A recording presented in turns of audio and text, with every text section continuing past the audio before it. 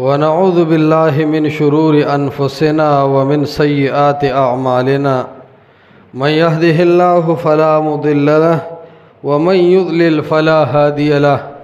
وأشهد أن لا إله إلا الله وحده لا شريك له وأشهد أن محمدا عبده ورسوله أما بعد فأعوذ بالله من الشيطان الرجيم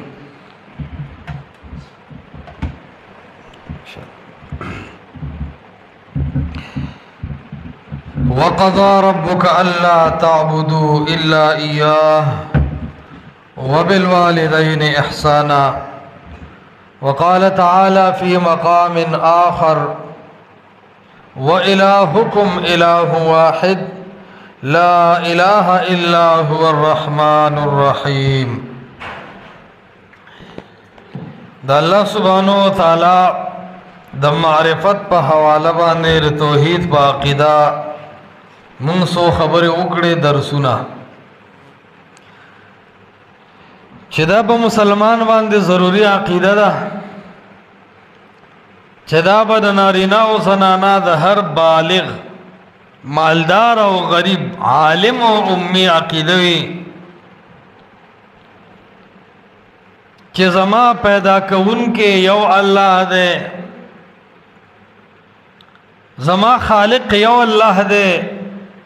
زما حاجت سر کون کے فریاد اوریدن کے بغیر اسباب و مشکلات حل کون کے او زما دا پار دا جن قانون جوڑون کے یو اللہ دے او اللہ تعالیٰ سر پدے صفت کے یو نبی یو ولی یو جواندے یو مڑے یو خپل یو پردے یو زوان یو گوڑا شریک نہ دے دے توحید اللہ سبحانہ وتعالی دا یوالی عقیدہ عقیدہ دا توحید او پدے باندے درسون وشول خطبے چه دا با انسان دے زړه ته کوزئی چه زما مشکل حل کون کے یو اللہ دے او بید رب العالمین نا دا صفت پا بلچا کی نشتا دی وجنا توحید باندے ځان پوہا کول ډیر زیاد ضروری دی دا دین بغیر ایمان مکمل نہ دے دین بغیر عبادتون قبول ندی دی دا وجنا دا مسلمان زڑکی با دا اللہ دا توحید عقیدت دمرا پاخی چی دا چا پا عبارت سرا و دا چا پا قول و فتوہ سرا و دا چا پا شک و شبہ سرا با دا مسلمان پا عقیدت توحید باندے سا فرق او سا اثر نورزی گی یعنی دا سے مسئلہ نا چی تحقیق سرا بدلے شی دا سے مسئلہ نا چی دا یو عالم دا علم نا متاثر شی و دا اللہ صفت ولی لورکے نبی لورکے نا کہ ہر سو مرلوی خود دی خبری توڑ نشی کولے چی خالق دا کائناتو الہ دا دی عالم و دا انسانانو دا یو دا رب العالمین ذات دے و سوک دا دا اللہ سا رب الشریک نشتا دا زمون ستاسو عقیدہ ہوئی او بیا دا توحید پورا حق قرآن و سنت کے ذکر دے و دا صحابہ ادا کرے دے دا محمد رسول اللہ صلی اللہ علیہ وسلم پا وقت کے و دا صحابہ پا وقت کے بس توحید دا اللہ یوالی توی قسمون پا کے نو صراحتاً اللہ یو دے پہ اعتبار دا ذات پہ اعتبار دا صفات و پہ اعتبار دا قانون او اللہ سر پدے کے نبی ولی شریک نشتا بیا پدی کے اہل علم و صلف کی تقسیمات شو بیا بلکہ زیاد تر دا صلف و نرست و ابن مندر رحمہ اللہ لے چاہد توحید الاسماء و صفات کے گتے وخل شروع کرل نو دا دو مشہورو چھ توحید الخالقیت چھ خالق یو اللہ دے او دام مشہورو چھ توحید الالوحیت حاجت سر کون کے فریاد اوریدن کے بغیر اسباب یو اللہ دے کچھ اسماء و صفاتو کے خلق و تعویلات شروع کرو نو دا دری قسم دا صلف و نباد مشہور شو شیخ الاسلام ابن تیمیہ رحمت اللہ علیہ دیم دا دری ذکر کی توحید الخالقیت توحید الالوحیت توحید الاسماء والصفات دا دری تقسیمو بیا چې کل خلکو د الله د قانون مقابله کې د غیر الله قوانینو له ترجیح ورکړه نو بیا د ځنې اهل علم رائے دا و چې توحید الحاکمیت ورکم داخل کو خدا حصر چې دی نو دا عقلی نه دی دا استقرایی دی اهل علم کړی دی دې کې صدا سے نس نشتا د علماو اجتهاد دی نو مشهور نن سبا صلور اقسام د توحید ذکر کولی شي توحید الخالقیت چې دې تمام کائنات پیدا کون کې یو الله دی او بيد رب العالمین نبل ذات پیدا کون کې نشتا توحید الالوهیت چې الہ حاجت روا فریاد اوریدن کے بغیر اسباب و مشکل ختمون کے یو اللہ دے بید اللہ نے یو نبی یو ولی یو جواندے یو مڑے یو بزرگ یو ملائک دا انسانان و مشکلات نشی حل کولے بیاور سر دریم نمبر توحید الاسماء والصفات دے کہ دا اللہ تعالیٰ کم صفات دی اللہ سر پدے کی جواندے و مڑے و نبی و ولی شریک نشتا او دا اللہ چھ کم نمون دی دا اللہ تعالیٰ دا پارا ثابت دے و صفات دا اللہ دا پارا ثابت دی بیا توحید الحاکمیت دے چھ تحکیم اختیار دا فیصلو دا قانون اختیار یو اللہ سر دے او دا اللہ دا قانون مقابلہ کے دا بلچا قانون کاغا ہر سوک جوڑ کیا آگا شرک دے داغے منل او دا با مسلمان دا دی شرکیات و نظر ساتی دا سلور قسم دا توحید دا مشہور اقسام دے چے مسلمان تیاری توحید خالقیت توحید الالوہیت توحید الاسماء والصفات توحید الحاکمیہ دا چه مسلمان تا پتی چه اللہ یو دے نو سنگا یو دے و تفصیل سدے چه دا مسلمان تا پتی نو عرض میں دا کہ اول مرتبہ دا اللہ دا یو والی چه دا اغا دا توحید دا او بیا شیخ عبدالسلام رحمت اللہ علیہ دا دے احسن الکلام پا مقدمہ کی دا سی ہوئی چه توحید الربوبیت والتصرف وتوحید الذات دا اولنے توحید دے دویم بھی توحید الاسماء والصفات دے توحید دے علم الغیب ہم دے کے راضی او بیا توحید العبادت والطاعت دے تحلیل و تحریم دے جدید کے توحید الحاکمیت داخل دے نو عرض میں دا کہو دو توحید اولنے قسم چھ دے کنا اگے تسوئی توحید الربوبیت والتصرف وتوحید الذات پدی باندے میں انشاءاللہ درس کو خطبنن چھے توحید الربوبیت دا دا مسلمان عقیدی چھے رب پیدا کون کے دا کائنات تربیت کون کے یو اللہ دے او اللہ سبحانہ وتعالی سر پدی صفت کے بل سوک شریک نشتا او تابم دا مسلمان عقیدی چھے توحید الربوبیت یعنی اللہ تعالیٰ پا دے خپل وجود کی حصص تنہ دے محتاج خالق دا ہر یو چیز اللہ دے مالک و متصرف اللہ دے قادر بکل شے اللہ دے مدبر مربی یو اللہ دے بارانون ورگن کے دا فصلون راخیجون کے دا صرف و صرف یو رب العالمین دے او رب العالمین سر پا دے صفت کے نہ یو نبی شریک دے نہ یو ولی شریک دے نہ یو جن ملائک شریک دے نہ یو دواندے شریک دے نہ یو مڑے او دا قبر بابا شریک دے دا ٹول کارون رب العالمین پا یوازی کی او اللہ تعالیٰ پا دے کی چاہتا محتاج نہ دے دے توید اللہ سبحانہ وتعالی معرفت دا اللہ پہ جندل گلو دا اللہ یو والی نزان خبرول دا مسلمان سے مداری دا او دا دہریت پرت کی اصل صفت دے دا اللہ چھے خالق دا ہر یو چیز اللہ دے لنبے چھے انسان تو گوری اللہ تعالیٰ انسان تا مخاطب کی گی او انسانانو تا اللہ فرمائی حل عطا علی الانسان حین من الدہر لم یکن شیئا مذکورا یعنی قد عطا آیا نور آگلی پہ انسانانو یو دا سی زمانہ چھے دی عدم محضو اس شینو اللہ تعالیٰ دل وجود ورکو تمام غیر اللہ چی دی تا حادث وی ممکن وتا وی ذاتن و زمانن مسبوق بالعدم اللہ تعالیٰ دی تمام انسانانو لوجود ورکڑے دے انسان حس چینو دے انسانانو دا پارا خالقم یو اللہ تعالیٰ دے الله سبحانه وتعالی د انسانانو د پیدایش فیصله وکړه نو د الله تعالی ذات په ټول کائنات باندې مخ کړي او د الله په حکم سره د انسانان پیدا شوي دي د وجنه شرع فقه اکبر کې مولا علی قاری وی ومن قال بقدم العالم فهو کافر څوک چې وی چې دا عالم د مخ کې نه دی او دا هیڅ چا نه دی پیدا کړی دا کافر دی علامه الوسی بغدادي وی وهو کفر بالاجماع دا بالاجماع کفر دی چې یو څوک وی چې دا کائنات وو دی او یبا نه د کائنات باندې او په د انسانانو یو داسې دور راغلی دی چې دا نو اس شی نو لم یکن شیئا مذکورا الله سبحانه وتعالی د ازمکه اسمانونه پیدا کړل بیا به یو داسې وخت راځي کل شیء هالک الا وجهه تمام کائنات به بیا ختمیږي او رب العالمین به وي نو دا عالم دا کائنات حادث دی سو وخت کې نو استا مسبوق بالعدم دی نشواله په تیر شوی دی اوس رب العالمین موجود کړی دی نو خالق د کائنات یو الله تعالی دی او به د رب العالمین بل څوک خالق نشتا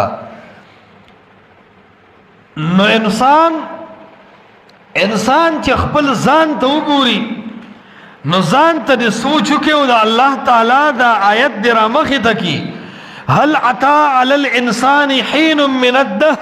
لم يكن شيئا مذكورا انسان تنوي ستانمو نشان د نن نسل کاله مخکې نو تا ته وجود درکون کې یو الله دی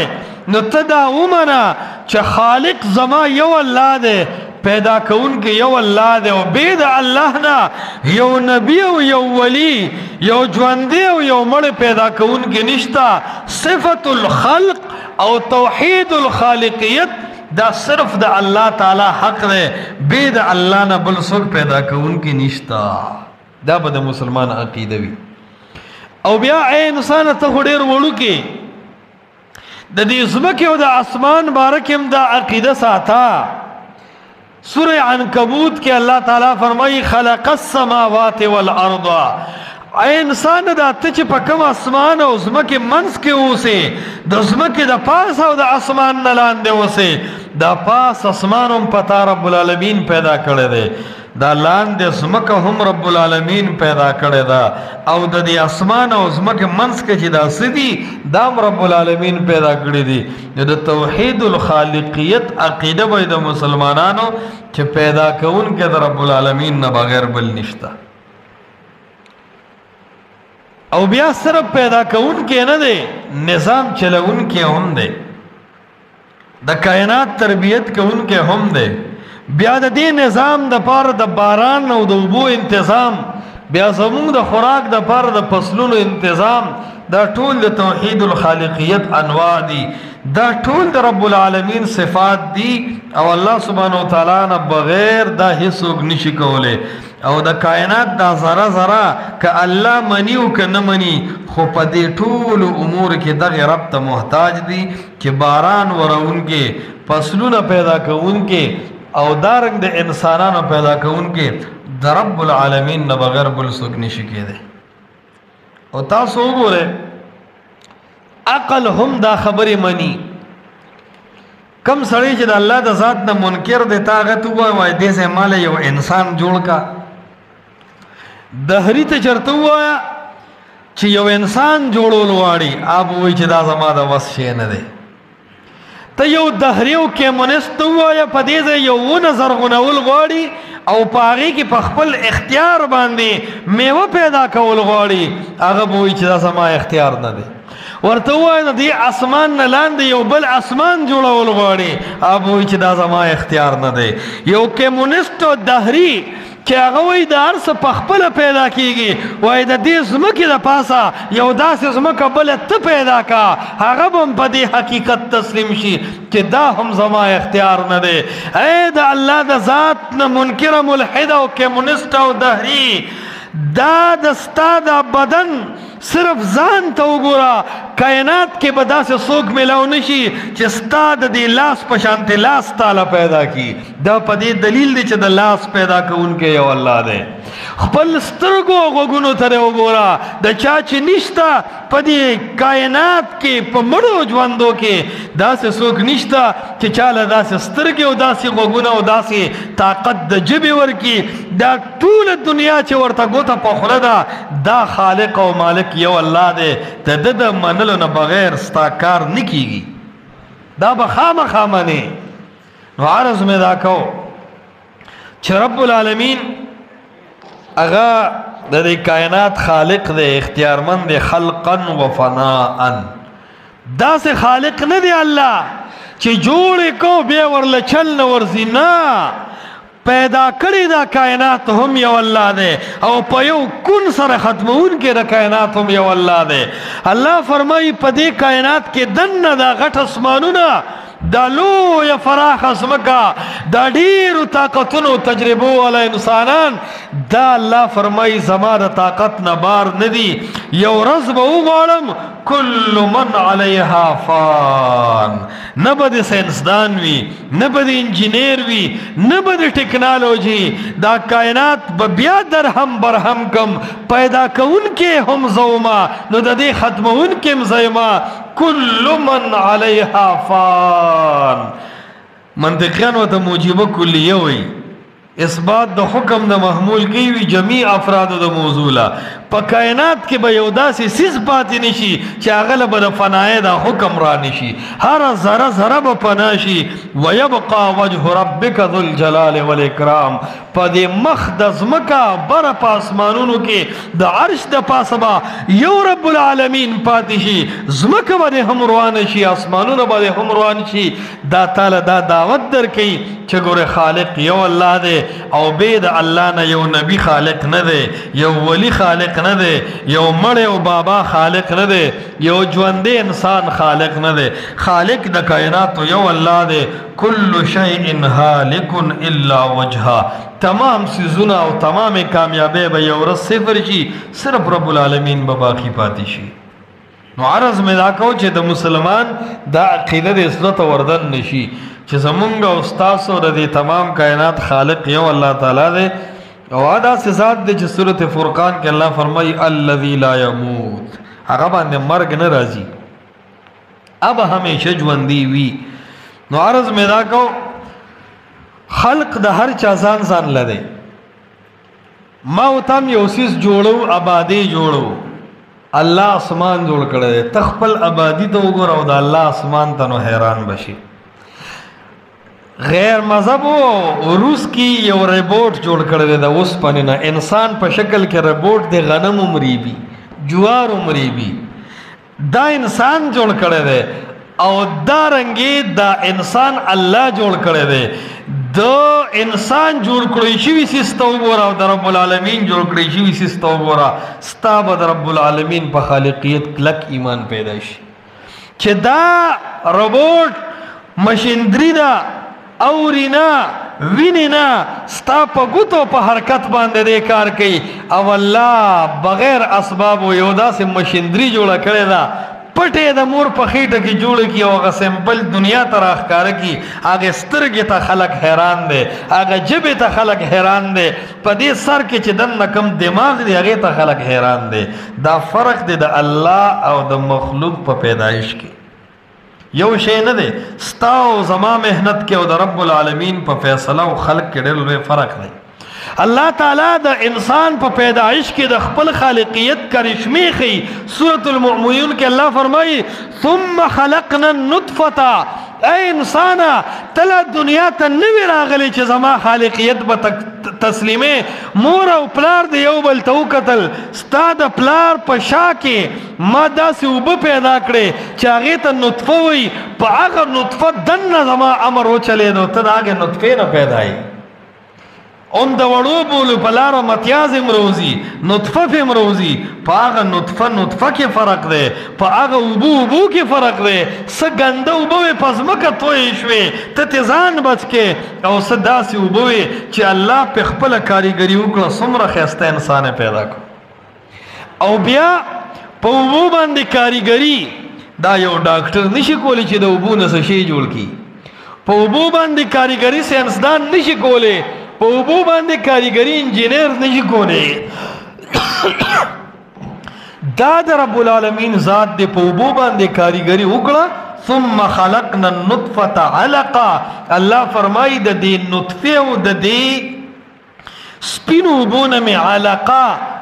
وینه ټینګه جوړه کړه. داسې یو لیبارټري وښایه، داسې یو طاقت وښایه چې د دې ساس کې اوبو نه هغه وینه جوړه کړي. څوک داسې نشو کولی.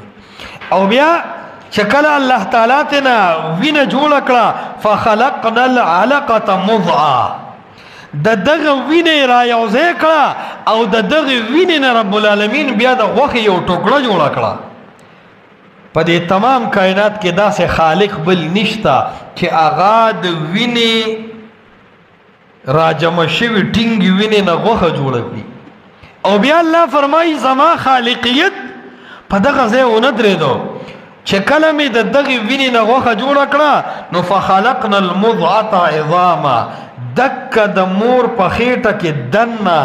بغیر د ټچ کولو نه الله تعالی په خپل قدرت سره د مور په خېټه کې دغې غوښې ټوکړې ته دننه اډوکې او اندامونه ورننه وستل. په کائنات کې دا تجربه او دا هنر یو ډاکټر او یو انجینیر ته نه دی حاصل. دا د الله په خالقیت باندې دلالت کوي. او الله تعالی فرمایي چې کله بیا ما دا اډوکې پیدا کړل نو فکسونا العظام لحما، په دې غوښه کې دننه اډوکې پیدا شو او دغې اډوکې ته دننه مې بیا سرمن چړاو کړه. فکسونا العظام لحما، او دننه د ستا دپاره پروګرام جوړ شو. نو الله تعالی فرمایي ثم انشأناه خلقا آخر، د مور په خېټه کې دننه په دې اوبو کې دننه په دغه وینه کې دننه په دغه غوښه کې دننه په دغه اډوکې کې دننه مې نلې پیدا کو. انشأناه خلقا آخر، الله فرمایي دا زما جدا خالقیت دی. فتبارک الله، نو څه برکتي دی الله احسن الخالقین، څومره ښایسته مشینري په 9 میاشته کې جوړه کړه. او بیا چې کله دننه ټیم برابر شو نو د الله قدرت د مور په خېټه کې د ماشوم سره دومره عجیبه دی چې عقل فکر به دې حیران شي. دا د مور خېټه دې کې خو به دې یو طرف ته راځي نو د دنې په رحمو بچي دانه کې دننه یو پوکڼی تاو کړه، پوکڼۍ کې دا ماشوم بند کو نو هغه پوکڼۍ بیا د اوبو ډکه کړه نو دا ماشوم پکې تاویږي ټوله ورځ. داسې ګڼي چې ګنې زه په دې دنیا کې لګیا یم او منډې وم. دا ماشوم د مور په خېټه کې دننه په دې پوکڼۍ کې په دې منډو کې حیران دی چې دومره لویه دنیا دا اړو ختمیږي نه. بیا چې کله دا ماشوم دنیا ته راځي ډاکټر هم حیران دی چې څنګه به راځي، انجینیر هم حیران دی څنګه به راځي. قرآن یو ټکي فرمایي ثم السبیل یسره، بیا مې د راتلو لارې هم دې ماشوم ته اسانې کړې. په مور مې داسې درد راوستو چې هغه مې په درد کړه او کائنات ته مې یو ماشوم پیدا کو چې خلک د هغه په خوشحالۍ باندې مشغول شو. دغه ټیم هم دې خلکو نه خالق ير دی د ماشوم په خوشحالۍ دي. نو بیا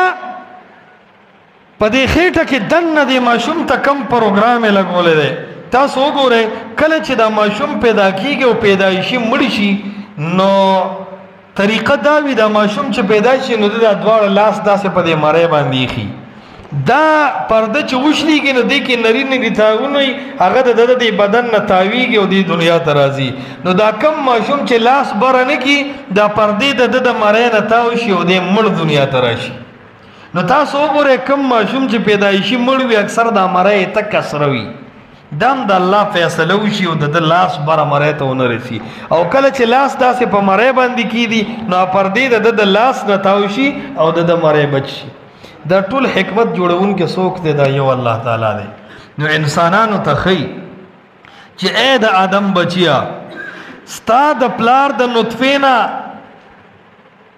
وینه ما جوړه کړه، دغه وینې نه غوښه ما جوړه کړه، دغه غوښې کې دننه هډوکې ما پیدا کو، په دغه هډوکي سرمن ما چړاو کړه، په دغه هډوکو کې دننه اندامونه ما پیدا کړو. دې کې نه نبي شریکو، نه ولی شریکو، نه پیر شریکو، نه ژوندی شریکو، نه بابا شریکو. کله چې ته تکړه شوې نو تا आवाज وکړو چې ای د بغداد شاهي میرانا را رسېږه لویه ځوانه، ما دې نیولي له منستانه، زور د زیات دی د هر چانا. هل من خالق غیر الله، آیا بید الله نه بل څوک داسې و؟ تاله چې بابا حاجات پوره کوي، انبیا چې ستا چغې اوري، نو د مور په خېټه کې ستا د پیدایش پروګرام دی اولیاء ولې نه کوو؟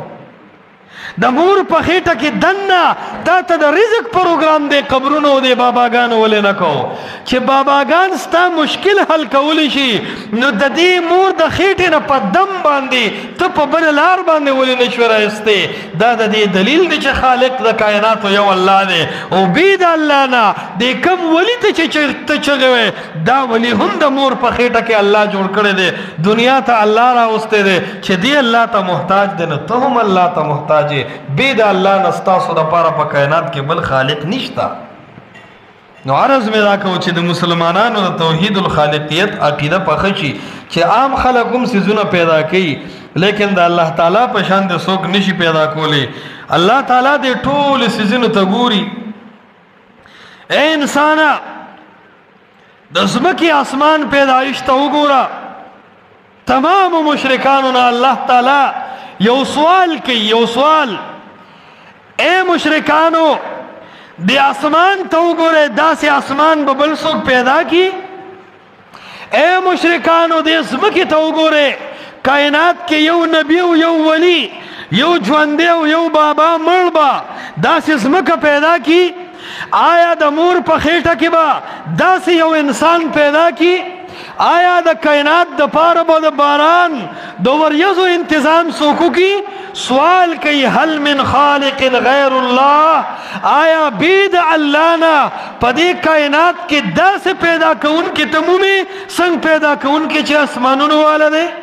هل من خالق غیر الله، آیا بید الله نه د مور په خېټه کې داسې بل پیدا کوونکی تا ته معلوم دی؟ که بل پیدا کوونکی معلوم نه، نو الا له الخلق والامر،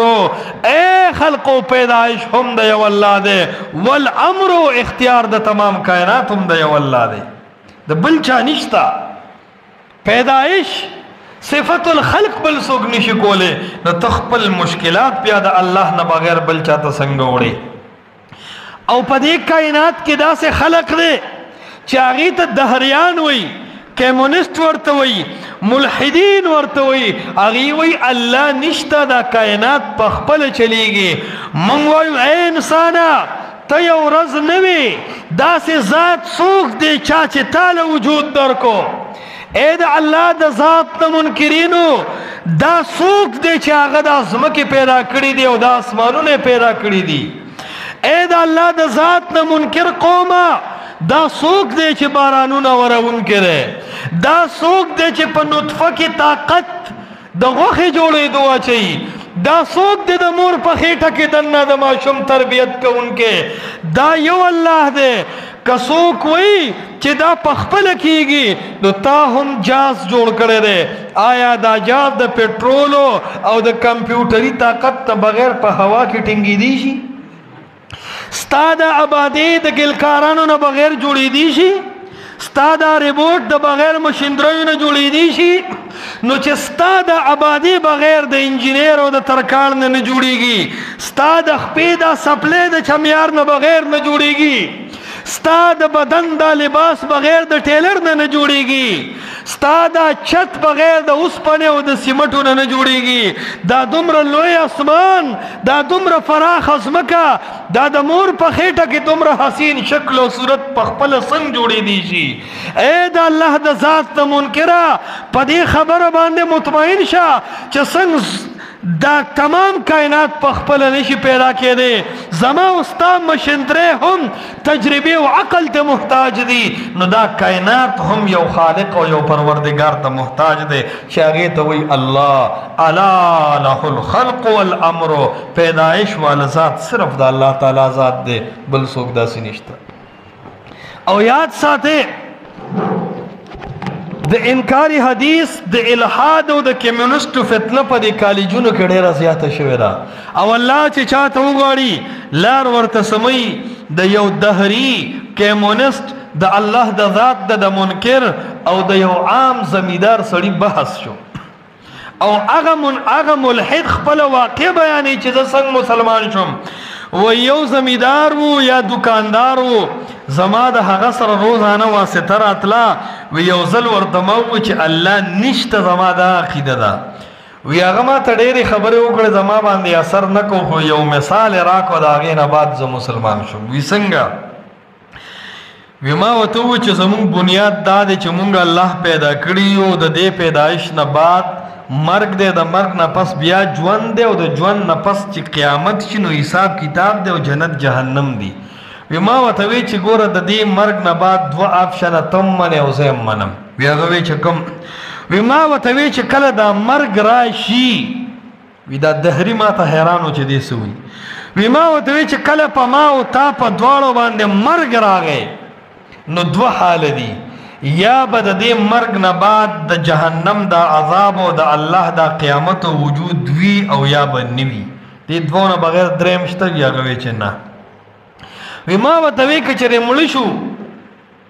او الله هم نو نکر کفر نه باشد العیاذ بالله او جنت جهنم هم نو زه هم مړ شوم او ته هم مړ شوې ما او تا کې هیڅ فرق نشته ته به هم خاورې شي زه به هم خاورې شم تا ته هیڅ غوروالی په ما حاصل نه شو بس مرګ په ما هم راغی په تا تم ختم زم ختم خو که مرګ راغی او د دې مرګ نه بعد واقع او ذات ژوندی و او هغه ذات قیامت کې ما او تا ژوندي کړو او هغه ذات د جنت جهنم فیصله وکړه نو بیا ته ووایه چې ته غوره شوې او که زه غوره شوم وی هغه حیران شو وی ما ورته ووایي چې عقل دا وایي چې ممکن ده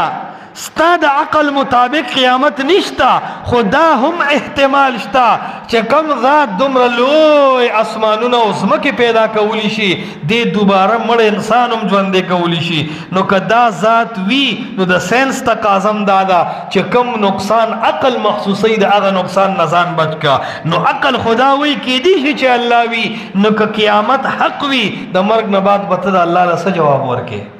وی دې مثال په ما باندې ډېر لوی اثر یې کوي ما کلمه ووی او زه مسلمان شوم نو عرض مې دا کو چې د دې کائنات پیدا کوونکی یو ذات دی چې هغې ته رب العالمین وی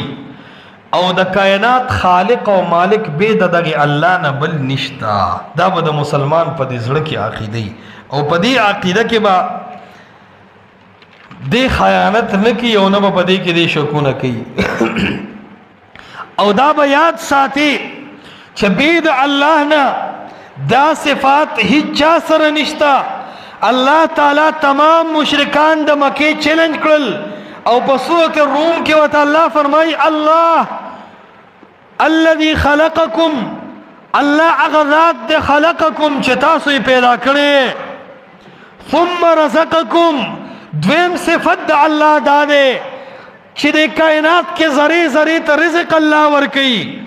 دریم صفت دا د ثم یمیتکم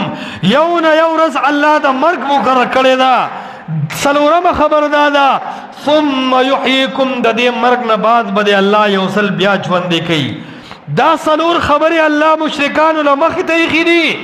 او بیا د هر مشرک نه قرآن کې مطالبه ده هل من شرکائکم من یفعل من ذلکم من شیء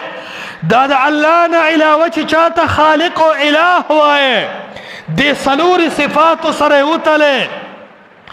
آیا دې کې د دې څلورو صفاتو طاقت شته که څوک عیسی علیه السلام او عزیر علیه السلام ته اله وایي نو آیا عزیر علیه السلام او عیسی علیه السلام تر اوسه څوک پیدا کړي دي آیا عیسی او عزیر چاته رزق ورکړی دی آیا عیسی او عزیر علیه السلام پچا باندې مرګ راوستی دی. آیا پیر بابا او کاکا صاحب او علی حجویری او شیخ عبدالقادر جیلانی تر اوسه یې د چا دپاره پیدایش کړی دی؟ تر اوسه یې چاله رزق ورکړی دی؟ په تر اوسه یې په چا باندې مرګ راوستی دی چې دا اولیا چاله رزق او مرګ نشي ورکولی؟ نو الله تعالی فرمایي سبحانه پاکی دے اللہ لره د شریک نا. نخو دغی اللہ سر عیسیٰ علیہ السلام شریک دے، نخو ور سر عزیر علیہ السلام شریک دے، نور سر محمد رسول اللہ شریک دے، نور سر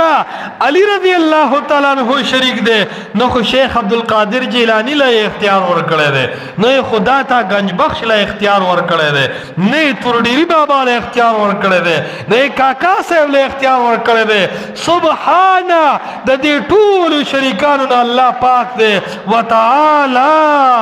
دمر برا دے چی دا غمر برا یو مخلوق نشتا اما یشرکون تمام شریکاتونا اللہ پاک اوچد دے. دا عقیدہ دا توحید قرآن مسلمانانو تخی چی دا عقیدہ دا کلکی تب دا کفر خلاف ہو جنگے گی، چی دا عقیدہ دا کلکی تب پا اللہ مائن شو چی کلا اللہ خالق دے او پیر بابا ہم پیدا کولی شی دا اللہ سره به مینه زیاته شي که کمه بشي؟ کمه بشي ځکه چې خالق خود ستا په نظ علام شو پیر بابام شو. نو چې کله د الله صفات تقسیمې نو الله سره به د مینه کمیږي او کله چې د الله سبحانه وتعالی صفات الله له خاص کړي نو بل چاته به توجه نه ورځي. کله چې ښځې ته پته وي چې زما مشکلات صرف زما دا خاون حل کوي، زما د روټۍ او د چای او د جامو خرچه صرف زما خاون برداشت کوي، دا ښځه خپل خاون ته متوجه وي او که نه وي. خو چې کله ښځې ته پته ولګي چې په پلانکې سړی هم زما خرچه برداشت کی او ما سره احسانات کی، د دې ښځې دا مینه د خاون سره کمیږي که نه کمیږي؟ دا مینه تقسیمه شوه. دقسې چې انسان ته پته وي چې زما خالق مالک الہ یو الله دی او دې کې یو بابا او یو پیر او یو ژوندی او یو مړی الله سره نه شریک کوي، نو د دې انسان مینه د الله سره زیاتیږي. او کله چې پکې غیر راشي نو بیا مینه د الله سره کمیږي، ځکه مینه تقسیم شي. اسمان کې هم یو رب شي، په ځمکه هم ګڼ الهه جوړ شي. نو عرض میں دا کہو چې د الله تعالی د صفات مبارکی یاد ساته څوک د الله سره شریک نشتا. د ډیر قبر پرستو مشرکانو عقیده دادا وی شیخ عبدالقادر جیلانی رحمت اللہ علیہ پر کائنات کے متصرف دے او داسی وی یوم الزل ملک الموت راغے او د خلقو نے روحون قبض کلل وی لاوم اسمان تنور رسیدلے چی د مرید روح پکیو او اغا عبدالقادر جیلانی بابا تا آوازو کو وی دا عبدالقادر جیلانی بابا لار او د ملک الموت نے دا ارواح تیلے راخ کلا د خپل روح د خپل مرید روح تیرا کولاو کو وی اغا خلقو پا تخت غسل ورکو چی روح و تراغن و اغا نیخ کی نستو سورا خون بے کو چی خلقو دی جامعی استوی لوٹی و دا نسلی و دا روح راغلی و دی کتر اگوز چوی دا د بابا د مریدانو بیزتی دا خلق پخپل کی. کلا کلا وی عبدالقادر جیلانی آغا سڑیو چی یو زی کے پا سمندر کے گشتے غرق شوا و ڈوب شوا وی دول اسکال بعد عبدالقادر جیلانی غرق شوی بیڑے رائستے وا. دا غرق شو بیڑو راوستون کے سوک دے دا ارواح حقدار او دا ارواح قبض کون کے او دا آغی پورا اختیار و واک و اندر دا چاپلاس کے دے. نو سوک چی اللہ سر عبدالقادر بی جیلانی بابا شرکی دا سر مشرکان دی او گن دی وجنا الفتح الربانی کے عبدالقادر جیلانی بابا پخپلوی چی اختیار دا یو اللہ دے، خالق یو اللہ دے، الا للہ الامرو اے زما موریدانو طول اورے چی فیصلی کون کے و نظام چلو ان کے یو اللہ دے. نو عرض میں دا کہو سوک وی شمس التمریز بابا پا دی ملتان کے دا نور دیر تیزی وی دا یو زلی جامی وینزلی نو دے نور والد املاو سے زلا وی د انور ته ګوته ونیوله او داسې تاوې کو وی دی ملتان غاړې دی کو او ځان له ته نشا کړه وی چې ځان یې غاړې ته سپزول کوه وی دې وجې نو اوس په ملتان کې ګرمي زیاته ده او دلته لږه کمه ده دا په انور باندې تصرف و د انور او د سپوږمۍ او د کائنات باندې اختیار چلونکی یو الله دی دا نه شیخ عبدالقادر جیلانی دی او نه شمس التبریز بابا دی دا عقیده قرآن ښیي دا عقیده رسول الله صلی الله علیه وسلم خپل خاندان ته پیش کړې وه همدا عقیده رسول الله صلی الله علیه وسلم د حجاز په ځمکه پیش کړه ځکه چې دا بنیاد دی اول به الله سره صلح وکړي دا خپل زړه به د الله سبحانه وتعالی محبت ته خالی کې د چا دا عقیده به د دنیا کې قطبان دي غوثان دي ابدال دی ابدال هغه د کائنات نظام چلی او مونږ چې د مشرانو نه باورېدل وی دا دنیا د یو غوی په خکر ولاړه ده وایي چې دا سلسله راځي وی دا د یو خکر ستړي شي دا سر داسې وړګي دی بل خکر ته کې د دنیا او وی هغه غوی چې دی وی دا هغه غوی دی چې عبدالقادر جیلانی بابا ته په لار کې اس په مړه شوه نو په دغه غوی سورلي کړی وه وایي دغه غوی ته بیا الله تعالی د ځمکې د اختیار ورکو سوال دا دی چې کله عبدالقادر جیلانی بابا نه و دا غوی پیدام نه نو دا ځمکه چا ټینګه کړې وه چې د کائنات اختیار او مشکلات د الله په لاس کې نه دي د اولیاءو په لاس کې دي نو یو ورځ خو د اولیاء مړه څه کې دا پیدام نه و چې عبدالقادر جیلانی بابا نه و پیدا نو دا حاجت روا څوک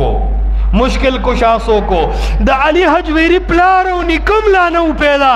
دا میاں کریم شاہ بابا دا خاندان تخم و نسلم نو دا پیر بابا تذکرہم نوا دا علی حجویری نمو نشان نو چھ دا ٹول بابا گان پیدا نو دا ٹول انبیاء پیدا نو دا زمک چا پیدا کلا دا اسمان دا چا پا برکت پیدا شو دا کائنات ذرہ ذرہ دا چا پا برکت پیدا شو دا نو پیدا و اللہ پیدا کون کیو دا بنیو اللہ پیدا کون کی دی بید اللہ نا پا کائنات کے خالق و الہ نشتا یو اللہ دے دا دا مسلمانان و عقیدہ دا اللہ تعالیٰ دی زمون استاذ بزرگونوں کے توحید عقیدی رسی کی هذا وباللہ التوفیق